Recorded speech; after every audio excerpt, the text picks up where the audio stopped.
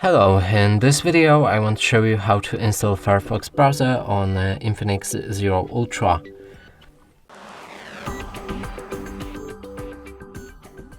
And to do this, you will need to open our Google Play Store. Right here, try to find Firefox,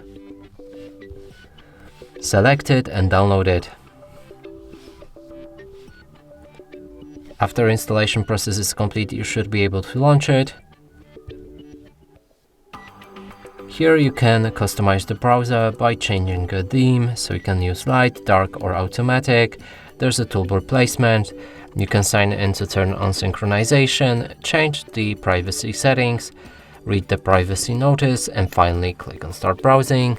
Here let's open any website, and as you can see, it works fine. And that's it for this video. Hope you like it. Please consider subscribing to our channel, leave a like and a comment below.